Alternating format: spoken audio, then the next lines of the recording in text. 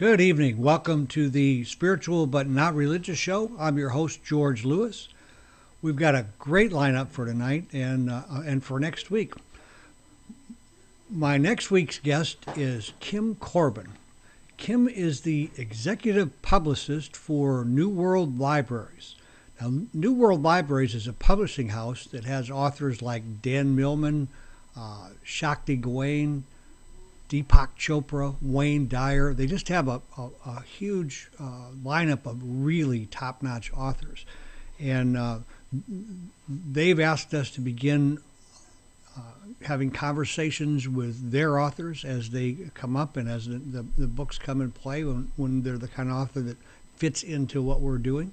And we'll be doing that. I'm looking forward to. She tells us that she's a skipper and that she gets a lot of joy from skipping.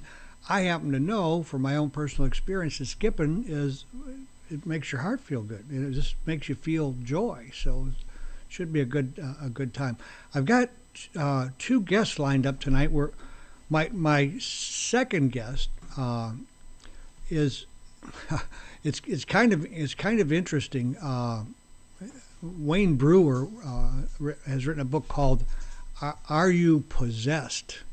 And Wayne suggested that if there was any troubles tonight, that oftentimes because of the kind of work he does, that things can kind of go wacko and a little kablooey, and they seem to be doing that tonight. My first guest is Becky Clark. Becky is a writer. She's just a really nice young woman. She's 18 years old, and she's afflicted with albinism. And unfortunately, albinism it's just a sad thing with a ton of prejudice. Places like Tanzania, they actually have witch doctors in this day and age hunting down albinos to sell their body parts on the black market. And we worry about job discrimination and that being a problem. And also Hollywood tends to promote albinos as being the bad guy. Tom, how are we doing? Is Becky able to get through? She's calling us from England, which is haven't gotten her yet. 2:30 in the morning. I think what we're going to do is let's get Wayne Brewer on the line. Yep. So. Let me talk a little bit about Wayne's book here. What Wayne does, he's a healer of those people who are possessed. He has been a private detective for like 30 some years, and just a really qualified guy. His book is a good read. I'm sure that you will enjoy it. You want to pop over to Amazon or Barnes & Noble, you can find it there. How are we doing with Wayne? You got him on the line? Okay, let me bring Wayne on. Wayne, how are you? Have I got you on the line? Okay, now you got me. Okay, great, good. I've been looking forward to talking to you, Wayne. I think we're going to have a really good time here tonight, or at least I hope it's going to be a good time. You know, the kind of work you're in makes me wonder a bit. You were talking earlier about we might be able to expect that we could have things go wrong because these characters you deal with have a tendency to try and stub our toe, throw the fish into the mix here. So let's get started by talking about you a bit, Wayne, and then I want to talk about your book, and we'll talk about what you do. And by the way, I enjoyed your book. There's so many of these nonfiction books don't have the stories with it, and you've got the stories, and it was an enjoyable read for me. So tell me, where were you raised at, and what kind of an upbringing did you have, especially your schooling and your religious kind of upbringing? Well, actually, I grew up on a farm in Iowa, and grew up. My religious background was pretty much Protestant. Nothing real special there. Went into university in Iowa and became a born-again Christian. And so got involved in some fundamentalist Christian churches at that time. Right. And so kind of then stayed away from that, went, for maybe about 30 years until all of a sudden this arm of mine, this left arm, just kept acting up on me, and once it got to the point where it was throwing me clear across the bed, then I decided I better try and figure out what's really going on here. Let me stop you for just a minute. Tom has suggested that you need to turn your volume down a bit. Okay, turn it down a little bit. On the computer. Okay, on the computer. All right, let's try that. I think that's better. I was having a little bit of problem. We had some little tinny sound coming in your voice, but I think we probably got it now. So your arm was acting up, just kind of like doing things on its own? Yeah, it's kind of like it had a mind of its own. Right. And so the more I got tapped in, tuned in, turned down, or turned on, or whatever, the more active it was. And so at that point in time, I went to a psychic type person, and it was from there I got a reading that the first time I ever went to somebody like that, and they said I did have some healing energy in that arm, and that I would be writing a book and doing miracles and other things, and I thought that was pretty much a bunch of hooey. But how did you? I mean, where'd the idea to go to a psychic for this thing happen? I just was watching a documentary on TV the other night, and about the brain. You have brain damage. This one woman's hand just did whatever it felt like doing. It would poke around at people, and So what? It was funny, but very sad. I can so I can imagine what it must have been for you. What caused you to go to a psychic, coming from a fundamentalist background? Well, that was actually hard, but I'd been to maybe a doctor or two, or here or there, or somewhere, and tried to come up with some kind of a logical explanation. There really wasn't any, but when it literally throws you from one side of the bed to the other side of the bed, clear down to the foot of the bed. Wow. I mean, you either go with the arm or it's going by itself. That's not a medical issue right there. Well, you get to a point where you're willing to do just about anything to figure out what is going on, I expect. Yeah. So intuitively, and my intuition has always been very good, it was a situation where I felt that this particular person, who I've seen advertised for many, many, many, many years, but really didn't believe it, but I thought, well, we'll give it a shot. So let's go back a bit to you before all this started happening. You've been a private detective for like 30-some years? Yes, I have. What in the world caused you to make that decision? There just aren't that many people in the millions of people here who decide to be private detectives. Well, I kind of fell into that, too, when I was in college, and I took a part-time job, which turned into a full-time job while I was the last 2.5 years of the university. And so then I stayed with that for a year or two afterwards, and then I ended up opening up my own office, and this was back when I was in Des Moines, Iowa. And then I opened up offices in other places around the Midwest. And so you actually have had other private detectives working for you then? Oh, yeah. I got you. Absolutely, and still do to this day. Right. Well, yeah, that's probably a better place to make money than in helping people lose their possessions. Well, I don't make any money on helping people lose their possessions, so yeah. I wondered about that. I just had a feeling that you weren't charging for what you did. There's so many people out there that need to make a buck from the things they do. So that's pretty neat that you do this on a free gratis basis. Well, if I could make $1 or two on it and pay some of my expenses and overhead on it, I'd be happy to do so. But sure. I don't feel like I can turn down somebody who really has this particular need. And the vast majority of the people that I do these sessions with is on a pro bono basis. Right.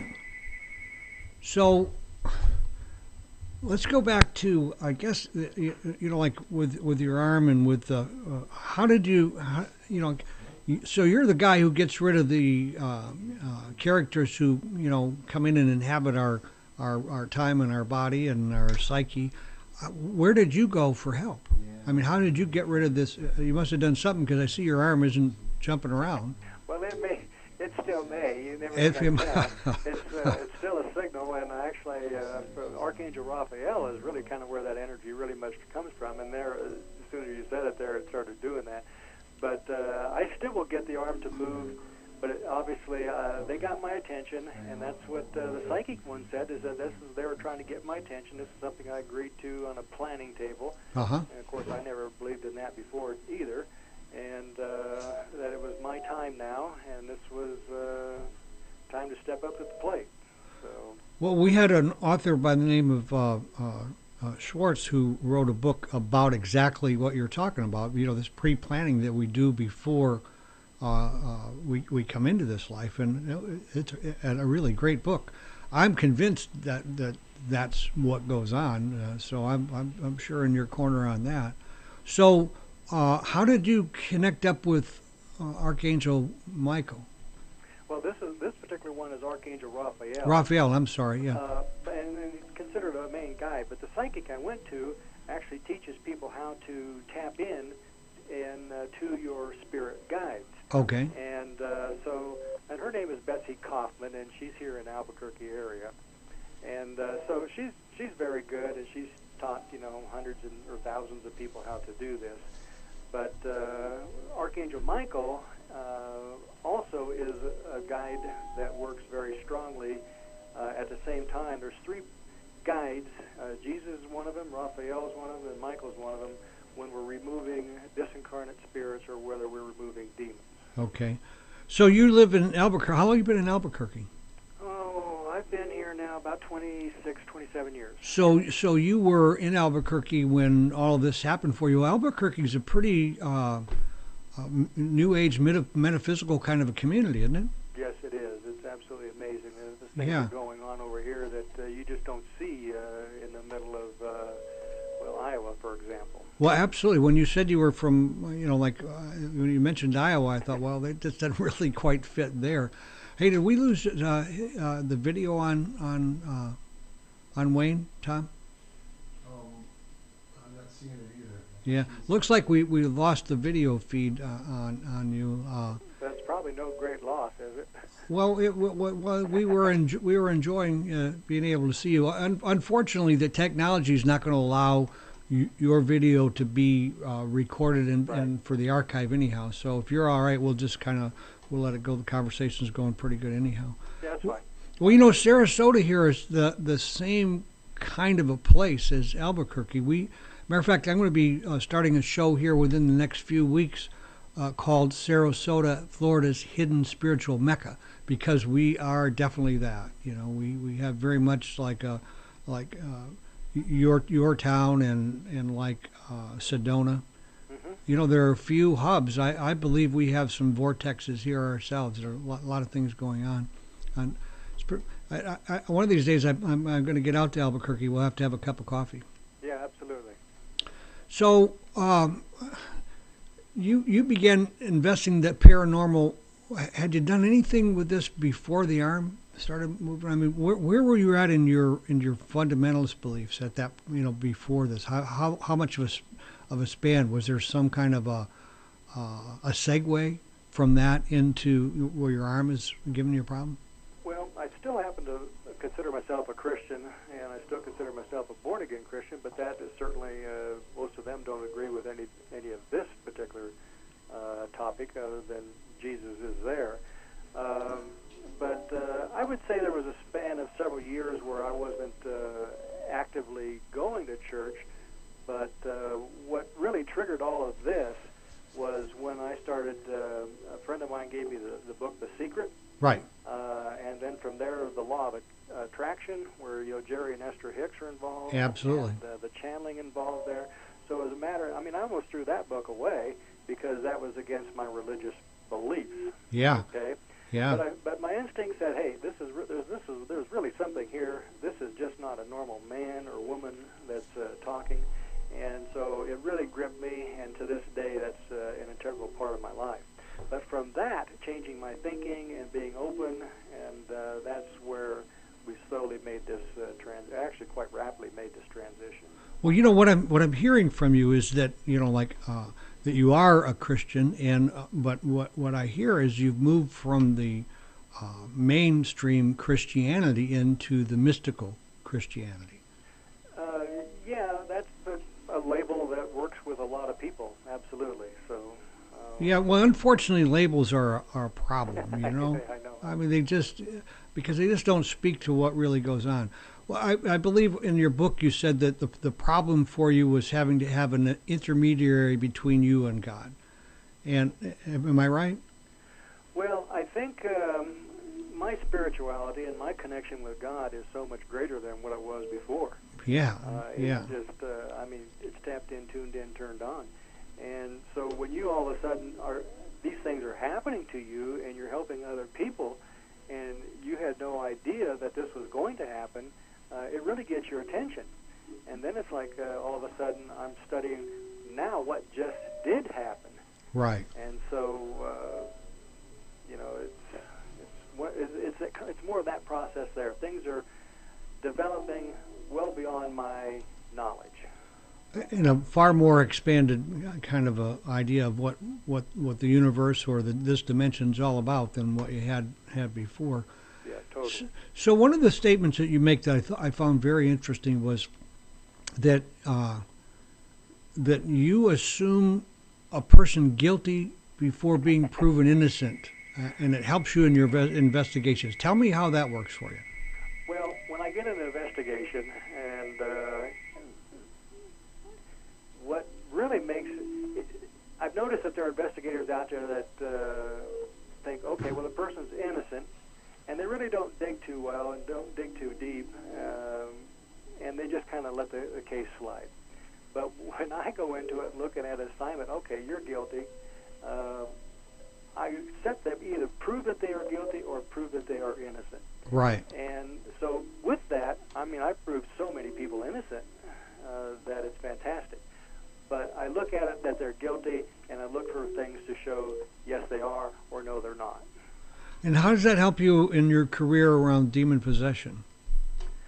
Well, I probably don't look at it as much that way. I would really prefer to look at everybody as not having that particular demon possession, but it's getting to the point now where I can't walk into a Walmart or somewhere else. I'm sorry, not picking on Walmart per se. Yeah, just where you're, yeah. Yeah, or even a restaurant. I was in here yesterday. It was like, okay, protection, protection, protection. Now get me out of here.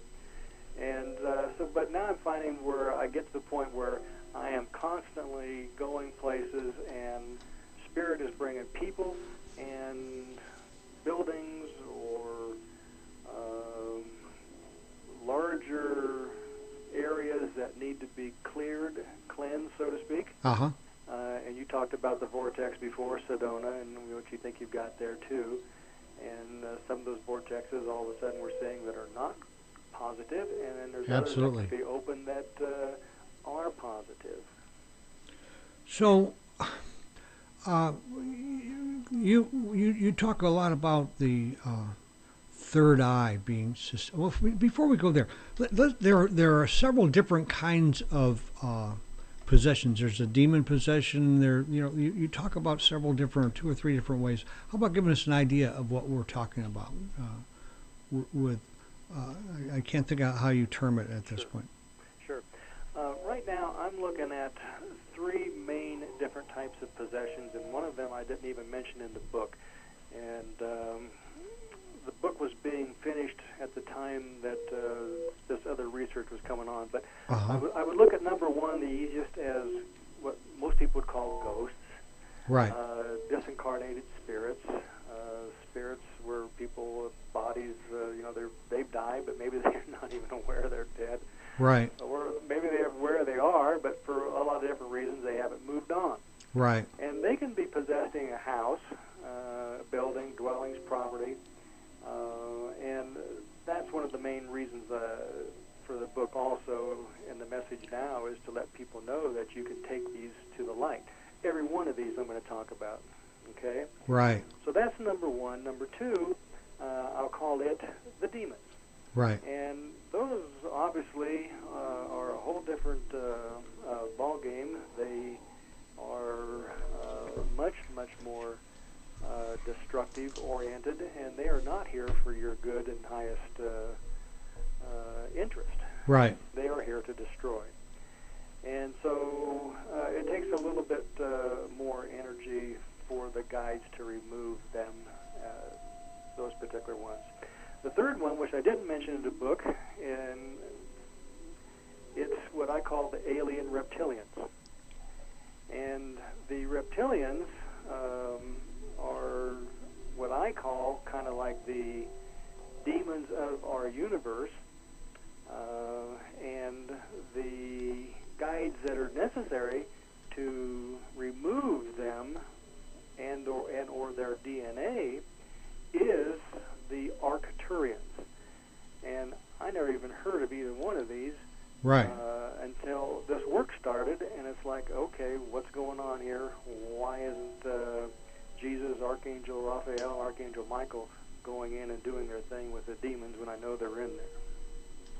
So what you're talking about here, I think is this when you talk about in Christianity about spiritual warfare in high places? Is this like kind of like that? Is that what we're talking? That's exactly what it is. Yeah. Exactly what it is, and that's one of the reasons why we have these little TV glitches right here, and other things too. And the energy can be very high, and so you know, I'm not saying that this particular technological glitch is because of that, but they don't want this message to get out. Right. I was in a retreat up, I think it was like 2005, spring of 2005, up in Atlanta, up in the mountains right at the base of the where the Appalachian Trail starts, and a fellow who was also there to do the workshop had just come from Hawaii, and he was a physical therapist, and he had. During physical therapy, he had angels come and start talking with him, and he was talking about exactly what and he actually demonstrated for us at that on a Saturday evening, and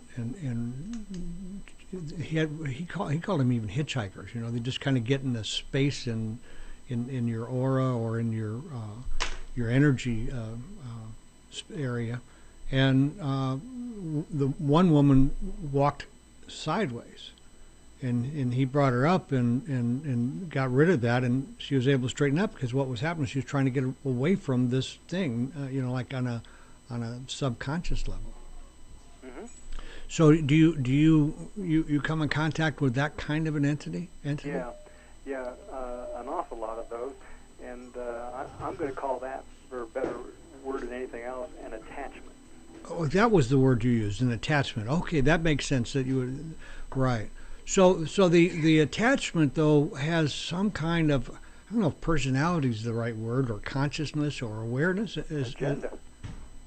I gotcha. And the agenda is? Well, they are. I'm still trying to figure out what these attachments are, and it's just like they can take on almost any shape or form.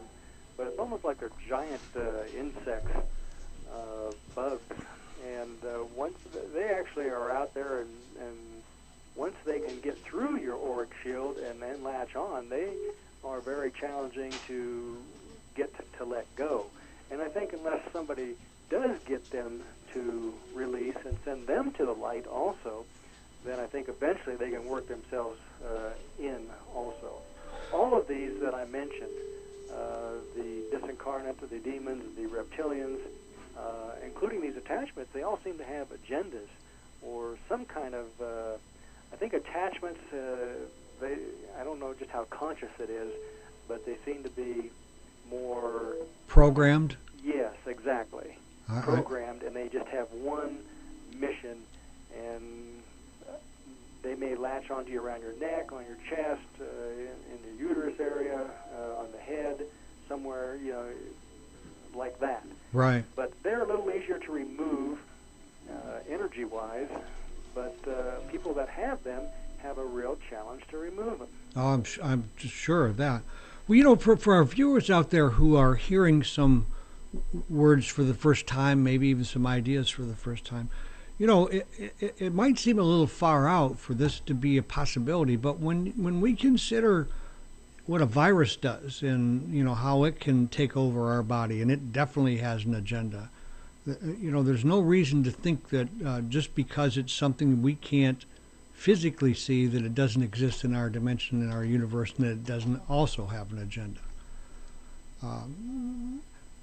the That's correct. Yeah, well, it's for some people what you do is very hard to for them to believe.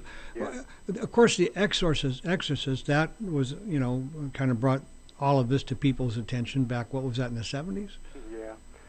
And what you do, how closely related the way you do this is it to the Catholic? What is the name for when they're possessed?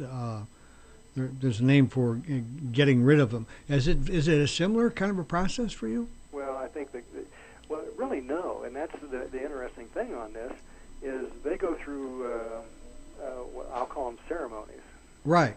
And maybe the process can last hours, weeks, days, or something, or anything like that.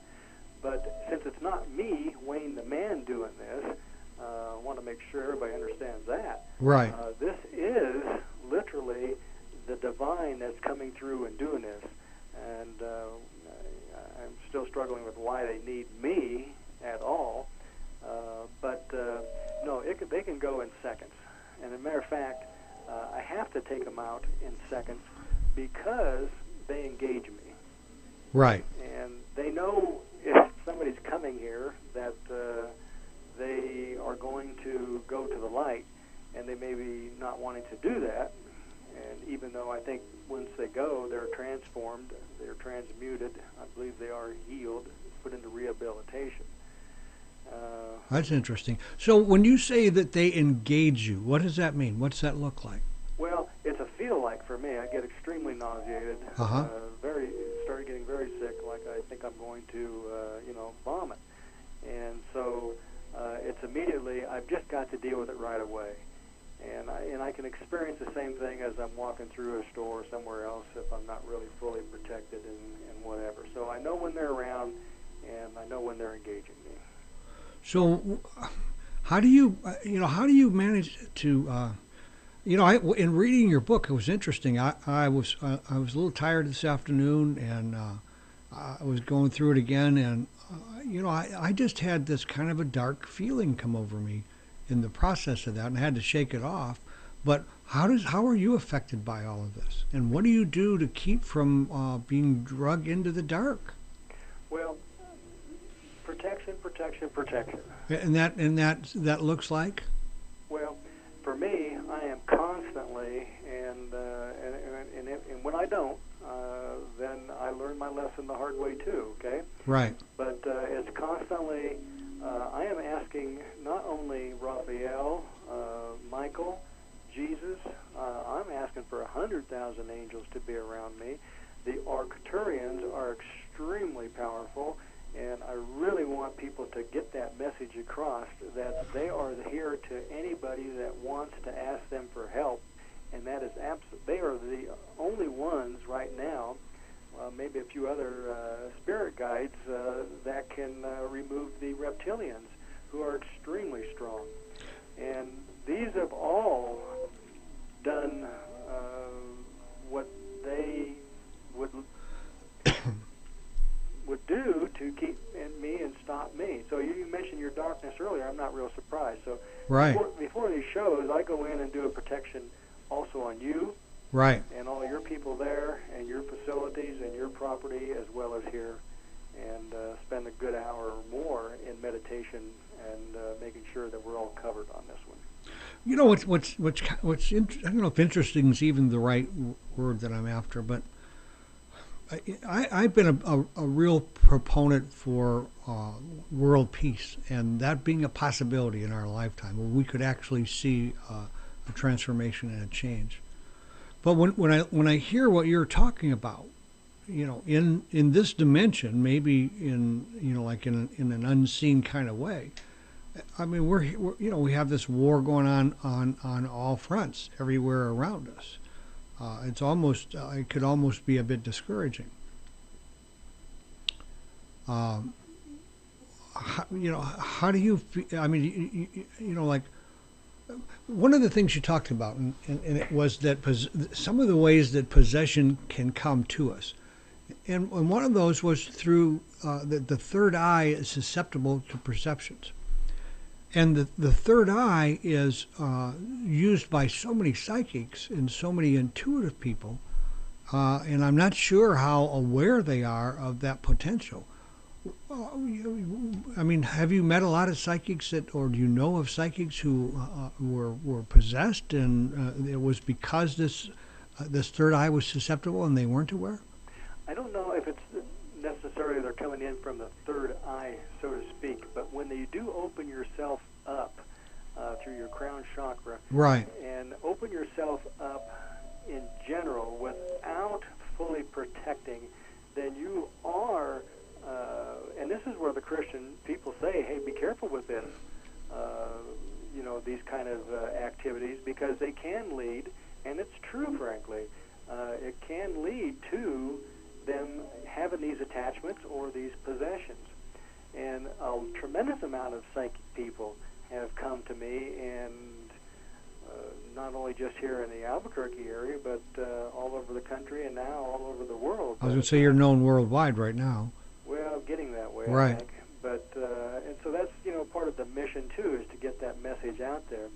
So I've had people come to me who do Reiki and say, look, I picked up something when I was doing this Reiki from this person. I knew right then and there. Right. And conversely, I've had them say, look, I was having a Reiki session done, and all of a sudden the Reiki master said, you healed me, healed me. Well, something transferred in from that person to another. Uh-huh. So, so there is you're right, there is a wide variety of ways this can happen, but the upside on this, and what I think is very beautiful and positive, is that every time one of these entities, so to speak, is sent to the light, I believe that the vibration of this planet is just that much higher. See, that is exactly what I wanted to hear, because I'm convinced that as people like you and I who are spiritually waking up and like really working at being in the light and doing the good, as each one of us we change the vibration of the earth also. So. Yeah. So it's very, that just like made a real click for me. Then it's like we're kind of working in conjunction one with the other. Right. Yeah, and this is why it's important. I'm sorry to interrupt, but we're constantly, that's all right. We're constantly getting people who are, for example, in this. I mean, you look at all the TV shows on the ghost issues or the haunted house issues, right, and this and that, and they're going in there and trying to communicate on a 3D level with something that's in a fourth dimension vibration, and we're seeing these people release these and maybe remove them, but they're not sending them to the light. Okay, so right. If we just remove something from one building, it's going to go somewhere else into another building. Or if we remove something that's possessing somebody else and we don't send it to the light, it's just going to find another host. Just going to wander around looking for somebody else to jump upon. Yes, exactly, and they are parasitic, and they are here to destroy. So the message I really would like to see get out there is, don't just remove something, call the angels in. Ask them to help you send it to the light. Take them to the light. Take them to the light. And why is it if the angels are capable of doing that and they know that they're there, why aren't they just doing it? That's a good question. The only acceptable answer that I've had recently that they've given me was because it is a free will. They operate on I mean, we have free will. Right. The demons don't care about our free will. Oh, I'm sure. The reptilians don't care about our free will. Right. But the angels do, and the Arcturians do, and they won't come in and they won't interfere unless they're asked. And so I happen to think some of these disincarnates are, in their way, asking, these ghosts for help. And so if we intercede on their behalf, then the angels will come in and help out. Now, if it's something that's against the soul of that particular ghost or disincarnate, then I don't think they will at this point in time. Right.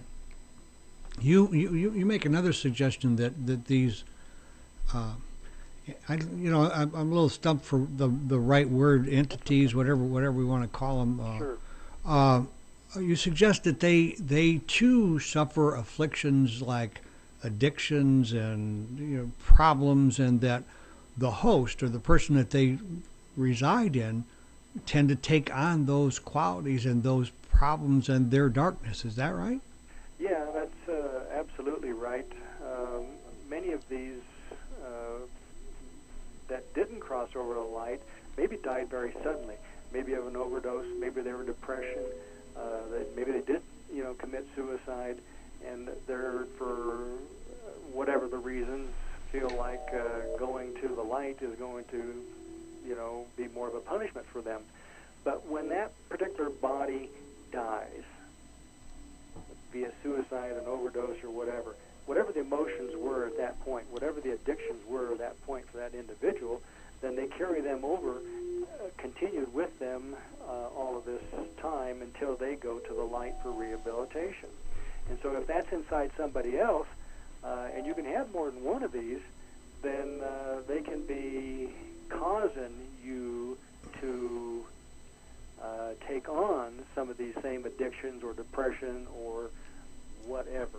And so that's where the book came in, and then whenever the stories were in the book were people who, as you remember, right, they had different situations in their lives where maybe they've tried everything medically and nothing was helping, and then boom, they came in here and got these released, and it was a major transformation.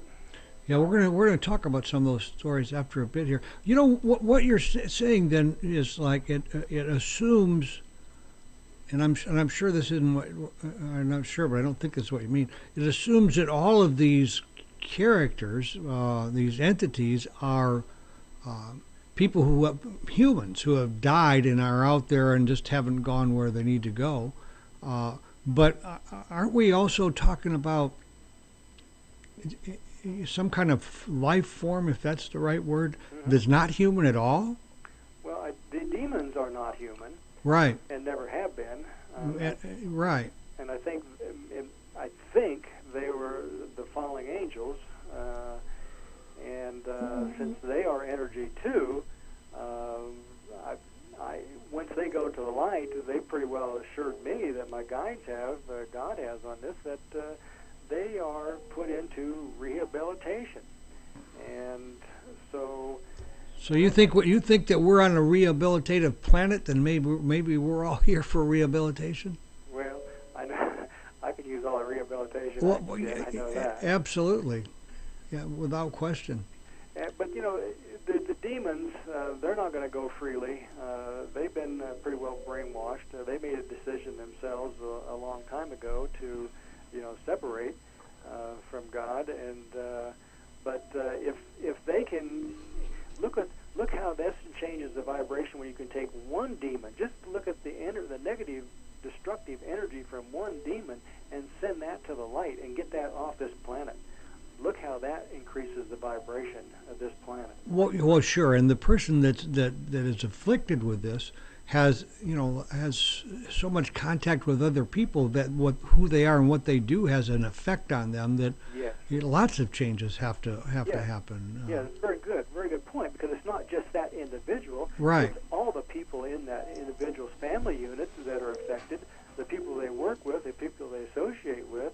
So it has an effect all the way around. So the vibration, not just of that individual, but of the whole family unit, improves too. And many of their friends and families, they tell them about it, and they say, oh, well, gee, maybe that's something I should at least check out. Right. And so they come in, and they get the same thing too. And so it's, it's a never-ending, positive, uplifting, and encouraging series of events.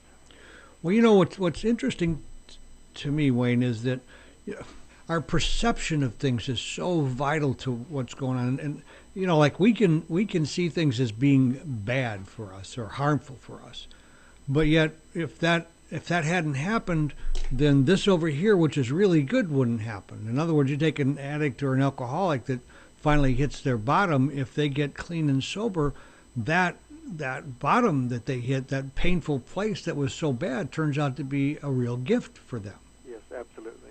yeah. So we just, it's like, it's sometimes in my life it's been hard to really say, well, this was a bad thing that happened, because one of the things that comes out of Christianity, I know exactly how it's said, but uh, everything works for the good of those who do good. Yeah, absolutely. What goes around comes around. Boy, and I'm convinced that, and I've been working at it for a while now. I've put nothing. I'm convinced I've had my experience with that, and I put out as much good as I can, because that's what I really want coming back in my direction. Yeah, amen. I do too. So let's talk some more about demonic forces, and some of these others are problems and painful, but they don't, somehow they don't seem to carry the force that the demonic ones have. Am I right there, or? Well, even the reptilians are more powerful than the demonic ones. Really? Yeah. So have you encountered reptilians? Yes. And you got a little case you want to share with us and tell us the story of that encounter? Here's how I got into that, and we could talk for hours on that part just alone. Right. Well, let's talk some on it, because I think it's very powerful, very interesting. It is incredibly powerful, and again, before I state that, for any viewers that might get a little scared, this is something that the Arcturians are a very high level. Well, I'm not even sure which dimension they are in, but they are up there with the level of archangels that are down here at this particular level, and they can help you with this. So that is real important to understand that. But when I first got started on that, people were coming to me, and I felt the demons. Okay, Uh-huh. I felt it. Like I said, you get nauseated and everything else, and so you sit down, you get ready to do the session, and it's going to go. Here we go. Boom, boom, boom, we're going to send them, to the light. And all of a sudden, nothing. It's like, whoa, what's Hit a going wall. on here? What's going on here? And in my, my third eye, I'm seeing Archangel Michael standing there. He's not using his sword. He's not coming in. I see Jesus on the right standing there, and they're always in these same positions when I'm doing this work, and they're just standing there. And I'm going, okay, guys, let's go. We got work to do in here. And they didn't do this. So after 2 or 3 times, it baffled me, and I kept asking them, what's going on? What's going on here? Eventually, and a lot of people aren't going to believe this one, but they said, we don't have dominion. Really? What do you mean you don't have dominion?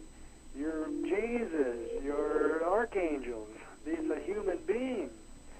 And so next thing you know, one of the guys in particular, a person who is mentoring with me and associating with me, and she's pretty well graduated, and her name is Valentina Aragon. She has the ability to see all of these. So one of these people that we first started with, she all of a sudden saw him and never saw him before in the light. We just happened to show up at the same grocery store at the same time. She goes, oh my gosh, look at that guy, it's Reptilian. And I go, well, that's so-and-so. He's one of those guys we were talking about. Huh. And so through him, I brought in Valentina, I brought in Richard Tate, another guy, and another lady. And so we went through the process, and interestingly, his deceased mother wanted to come through and communicate with us what the issues were. Oh, wow. And so through that, which became a very intense several weeks process, the Arcturians came through and gave us what they called a download. And from that point on, they have brought numerous people to me that have reptilians in them, and they have portals down into the earth. And those portals, vortexes, so to speak, Right. they can be eliminated, shut down, and the Arcturians can do that. Crazy as that sounds, I wouldn't have believed this a year ago. Well, I'll tell you what. It may sound crazy, but there's an awful lot of crazy stuff that goes on in these. Our scientists are finding out that we for sure there are like 11 dimensions where we once thought there were 4. Correct. So it's just a matter of being able to move our thinking up a bit. Mm-hmm. So Ariana Nappi, how did she come into your life? I mean, she is she's listed here as a co-author on on your book. And tell me a bit about Am I pronouncing it right, Ariana? Yes, that's correct. She's got a section in the book, and actually she was the second person. She was in one of my classes with this Betsy Kaufman Morgan. C3 class, was it? Or? Exactly. Yeah. Exactly. How to connect to the guides. And so she gives a pretty detailed, descriptive account of what she experienced in one of those sessions, too. But, again, at that particular time, I thought that was all in her head. But so we made an appointment, and she came in, and the first one of these that was removed was, believe it or not, a year ago at Passover. And right. so during the same time at Passover, 2 days later, hers was removed. And so I was kind of going along for the ride at that point in time. But so Ariana is a gifted writer, and so she was able to come forth and be willing to help me write this book at this point in time. Right. I kind of wanted the book written more as a documentary type of book. Yes. Because all of these people, almost all of them have their sessions taped and recorded. And so instead of just me saying, yeah, I did this or this happened, I really wanted somebody else helping interview these other people and helping with this book. Do you videotape or just audio tape? Just audio tape so far. I would invite you to join our social network at the Spiritual Broadcasting Network.com, and maybe if you're interested, upload some of your work there. I'd like to get people more aware of you and what you do.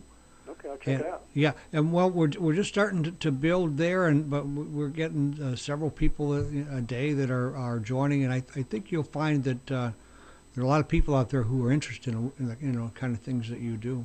Okay, great, thanks. Yeah, please do. It's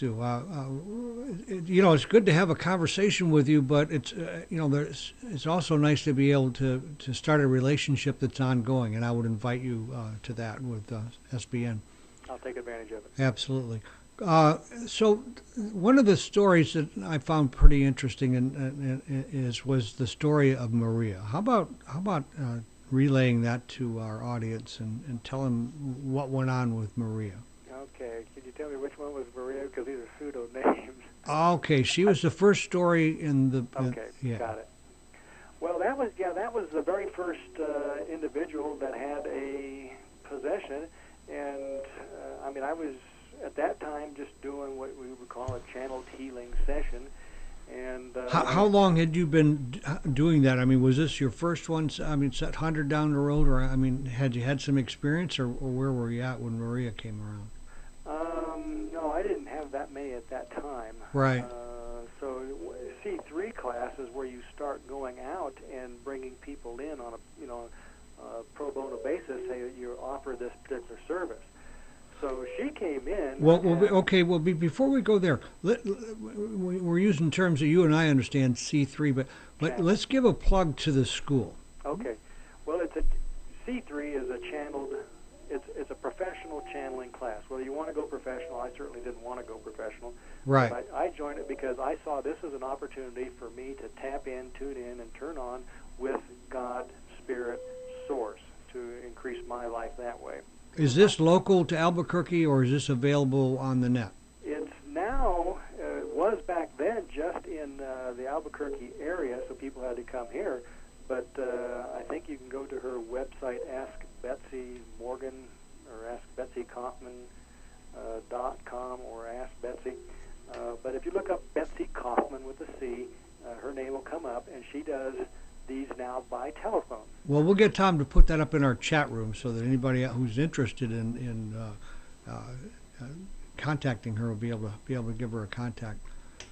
Okay, so let's go on with a bit about Maria and. Well, yeah. Now with Maria, on that situation, it was very unique because I wasn't expecting this, and this wasn't something I was doing. But all of a sudden, I could see it in her eyes. This was scary. It was like all of a sudden you're looking at your eyes. I can see now. You can't see me, but I can see you. Right. And then all of a sudden, maybe a topic changes, and then boom, you get a little bit different voice, and all of a sudden your eyes change. Just kind of like what you might see, what you'd expect Hollywood to do. Right. Well, the first time I said, okay, this lady's crazy. I'm out of here. Huh. But it was my place, so. It makes it a little hard to. It makes it a little hard to escape, right? Yeah, right. Yeah. And so it came up again, and I realized, whoa, that's not her. That's something inside her. So I purposely brought up a topic that seemed to trigger this entity. Okay? And so I brought it back up again, and then this time, for why I said it, I don't know, it came at me, started to come at me, and I said, this is Wayne you're talking to here. And it just faded back. The eyes just woof back. It was gone. And so, I mean, she was excited. She didn't say at the time, but she was excited that because she knew she had this and she couldn't get rid of it. Right. So. Oh, she was aware of it, right? Yeah, she was aware of it. And half the people come to me are, and half of them are not, which is interesting. But the most interesting thing there is before she left, I didn't know what to do. I just gave her a big hug, and like a bear hug, lifted her up on the balls of her feet, and next thing I know, I'm going, Jesus, Michael, Raphael, Jesus, Michael, Raphael. That's all I'm saying over and over again, silently to myself, not to her. Right. And so she then, something is released. And she noticed it, but she didn't say anything. She went out the door, and that night she had blisters on the balls of her feet where I held her up, during that bear hug type thing. Wow. Blisters on the balls of her feet. How did the blisters come about? What? Just all that energy. I Really? can't explain it any other way than that. Wow, that's interesting. Yeah, but that was right there. Spirits taught me this is where you send these to the light, because this was in my house, and at that time, that spirit, I didn't send it to the light. She left. It stayed in the house with me. It was bouncing around, trying to get inside my auric shield. Right. And I go, okay, angels, take this to the light. And I'm not even sure why I said that. But I did it, and I could see two angels carrying this grayish blob up to the heavens. Well, the thing that I wonder about when that kind of thing is how much have Jesus and Archangel Raphael, how much have they tried to educate you? I mean, are they able, so that it seems to me that at some point, if they are, they would have said, hey, you need to take them to the light, and this is how we do that. Well, we talked before that maybe, I agreed to something on my planning table. And if we agree to that, that means that we had previous lives. Right. And there is no doubt in my mind that I have done this before. Right. Okay? I just haven't done it in this life before. So it just becomes automatic all of a sudden. There's no fear there, whereas you might have the average person is pretty well afraid about this kind of thing. Well, they're really put off by it, and they've been taught to be afraid of it. Exactly. I mean, this Right. is what the dark side wants too.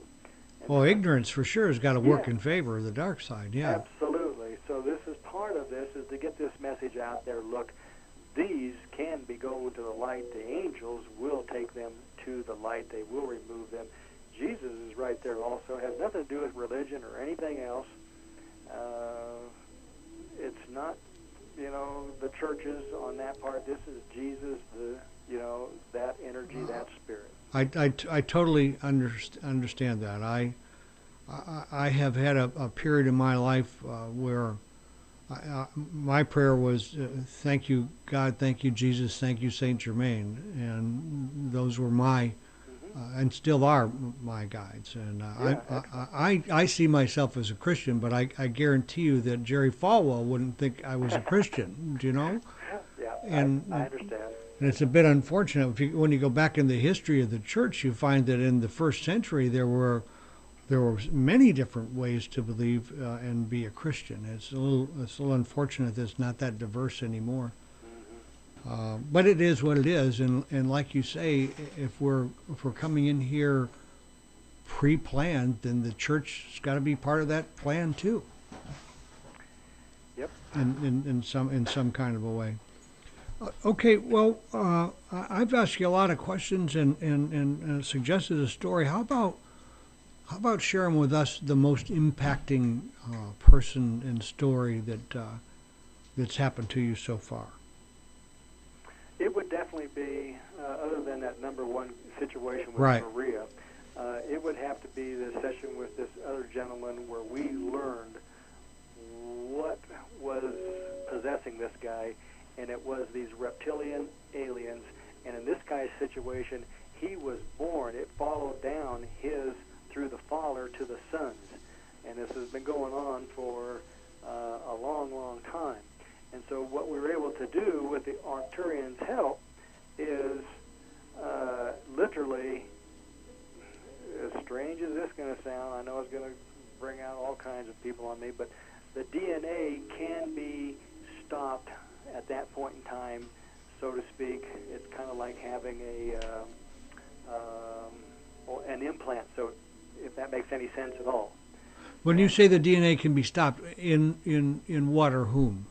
In the individual, the reptilian DNA that's in there can be reconfigured so it is neutralized, and so it is no longer a factor not only for that individual, but also it stops it from going down the lineage. And that's done, and that's really important, huge. That was some of the work I was telling you we did up in the retreat at Georgia, was to do regression and sending healing down through the lineage, back through the lineage, really. So the I totally lost my point. Go ahead and come on back. Well, basically, it's in the genetics on that one. Now, there's others that have come in since that time, since we learned how to do this, and they seem to come in pairs or threes. Uh-huh. So they've been removed from houses, and they've been removed from individuals.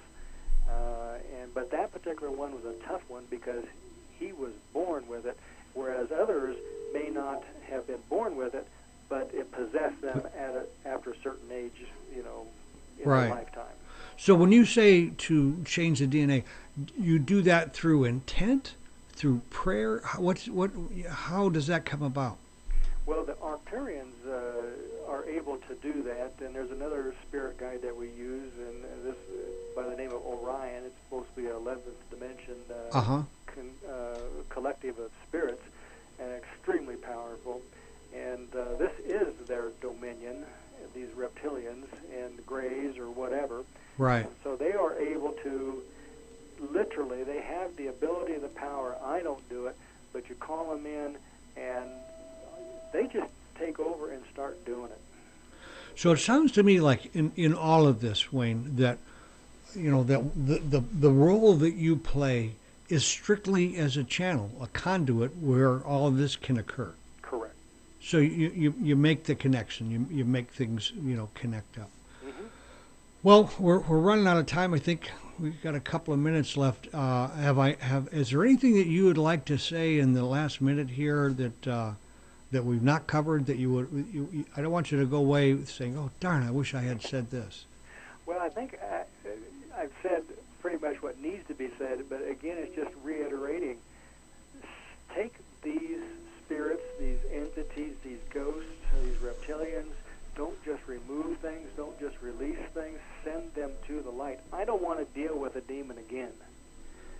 If I remove one from somebody, I don't want to have to encounter that thing again. Once is enough. Once is enough. Tell us the name of your website and your email address. Okay. The website is Are You Possessed, and you spell it out in English, areyouppossessed.net. And the email address is, the best one to get a hold of me is waynebrewer@live.com. Fantastic. Listen, you've been a really great and interesting guest. I'm looking forward to an ongoing relationship with you. Do come over and start up some conversations. I have a hunch we got some folks out there that might be might be afflicted with this, and No question. yeah. So, all right. Well, I'm going to say good night for now, and we'll look forward to talking with you in the future. All right. Good night. Thank you very much. Yeah. Thank you, Wayne. Well, that was a great time. I enjoyed that, Tom. It's like very interesting. The one thing that is so hard for us to do, we just want to get everything all in these compartments, all in these segments that we understand, we feel we can control, and we just don't want to take in some of these